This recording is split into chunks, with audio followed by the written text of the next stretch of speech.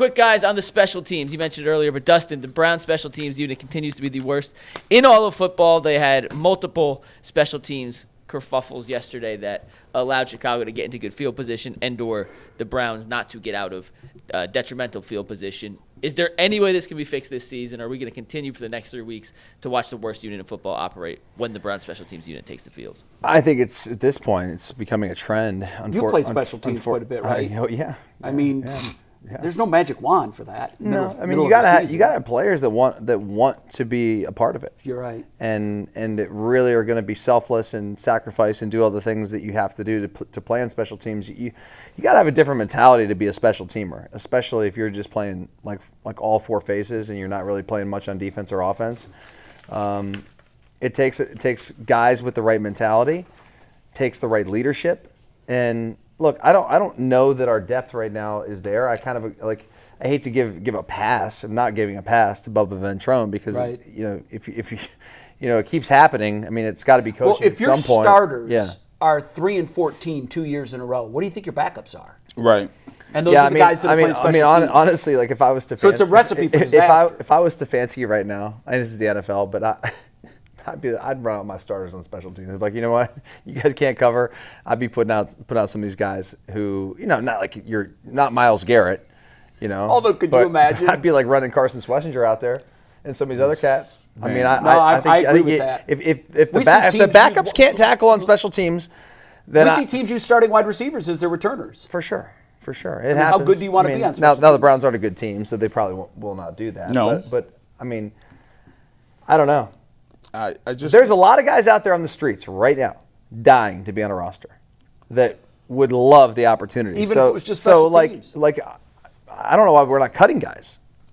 I don't either. When I look at it, it's just all right. So here, it's just like you said, it's a mentality, man.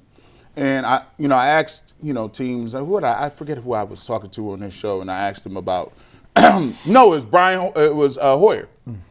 And really good interview. Go check that out. It's up on the site if y'all ain't seen it. But I asked him, what is the difference between what they did in New England, because that was the majority of his time where he was at, and the way they go about things in Cleveland. And he said, in New England, everything was the Super Bowl. Like, the reps were the Super Bowl. The practice, nothing slid. Like, guys, it wasn't the coaches, it was the players that held each other accountable.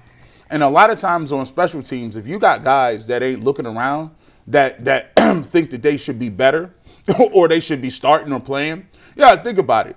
Guys on special teams is looking at the starters and like, they 3-14, I'm better than him. Mm-hmm. I should be getting some touches, right? And then you not worried about what you're doing, fielding punts. Like, the Browns look like they take special teams as something to get over and to fast forward just because we need to change possessions. Other teams are looking at it in a football term. It's flipping field position, understanding that my job is vital to what we're doing. I got to field these punts. Hey, letting the punt go over your head when you should have fair caught it and getting down in the 1 yard line, that's crucial. That could change the game. Hidden yardage, man. That's hidden yardage. And I don't think, man, I'm not going to say that maybe Bubba's not putting emphasis on it, but the only thing we got is the results. And it's a results-based business. Mm. And so if your special teams are bad consistently every single year, it has to go to two things. Your roster construction is not there because you don't have the guys that should be the special teams guys. You have to be drafted. Some of these people, 5th round, 6th round picks, they get drafted specifically for special teams. It's happened, yeah. I need a gunner.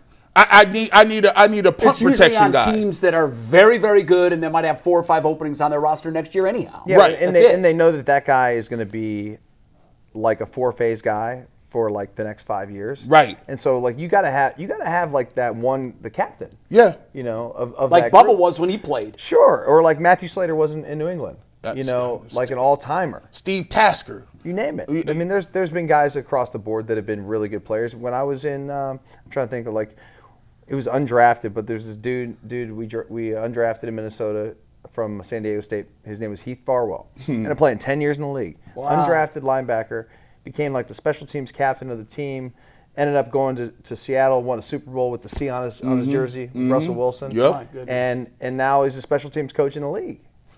You know, yeah. It's an effort. It's an effort game. It totally is. And But you need those guys. You do. And they set the tone sometimes for your starters. 1,000%. How many times have you seen a big hit on the opening kickoff and the offense comes out with a little step, and a little bounce in their step? Who's that kid? Who's the one guy that used to play for the Kansas City Chiefs?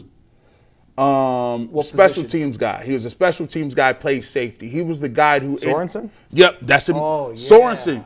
That dude for a year. I think he played for the Browns, didn't he? Which one? Nick I don't Sorensen, he played safety, blonde hair. Nick? Yeah, Nick Sorensen. He was the guy that hit Hollywood Higgins. Forced the fumble in the back of the end zone when the Browns were playing against the Kansas City Chiefs, and we were in the playoffs. Yeah, he hit him, and the ball went out of the end zone. It was a fumble. It was a touchback. Right before halftime. Right before halftime. Yeah. And so little plays like that, they used to run fake punts with them. Those are the dudes you need. You see them on special teams. You see them you got them running down on kickoff, and those teams take it seriously. They figure it out. But I will say this. By the way, I got to give credit where credit is due. The young man, Schmidt, he's been. He's been money. I mean, what is he? What is he on the? What did he hit yesterday? A 50-yarder in the Chicago win? 50 since that little kerfuffle at the beginning of the First week of the season. season. Against the Bengals, Yeah. he's been great. money bags. 18 or 21. You know how PATs when are you big, look too. at the schedule, and teams do this, they look and they say, like if Miles is playing against a team that's given up the most sacks in the NFL, he's licking his chops. I always relate it to in baseball. I love sitting in the dugout and watching the 3 or 4 guys hitting in front of me going to town, doing work. Oh, the pitcher's on his heels. Or especially I love it when a pitcher is struggling to find a strike zone. Because what do I know now? He's going to throw a meat fastball right down the middle. And it's time to eat. I think now the Browns have become victims of their own failures. Every team that plays the Browns on special teams, here's what they're saying. Oh, boys, we got a chance to take one to the house. We got a chance. This team gives up big yardage on special teams. Oh, man. And we see it week in and week out. There's always a bust on special teams. Shout out to Coach. We had the special teams coach, Coach Sully. Hey, guys, we got opportunity. I'm telling you right now, we're going to take one back. We're going to take one back. I'm telling you, these guys are lazy in their lanes. They get out of their lanes. Number 22 right here, watch him loafing. He think the game over. He think that they be telling you, we're gonna take one back. We're gonna block one this week. They dial up positive suggestion. They dial up the guys. I'm gonna tell you what, we're gonna overload this left side over here. This guy right here, look at his kick slide. His kick slide. And Dustin, no, when you're in special teams, when you're that outside guy and your kick slide, we were looking for it. Or if that kick slide is not at the right angle, we gonna block this. And we rep it all week.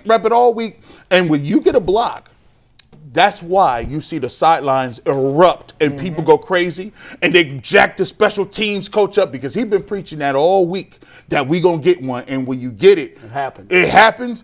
And and by the way, you get a kick blocked, that might as well be the game. Like Air leaves the building. It's the sideline. It's like a dunk. It's like dunks is worth 2 points, but if you get dunked on and there's an and one, throw the ball in the stands. It's over. You might as well. I don't care if you was up 10. You lose it. If you get a punt block or somebody take a punt to the crib, it's done. Like the defense line, they're like, yeah, it's done. It's a wrap.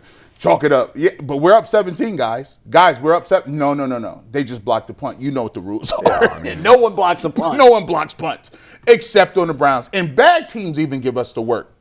Jets, Titans. Yeah.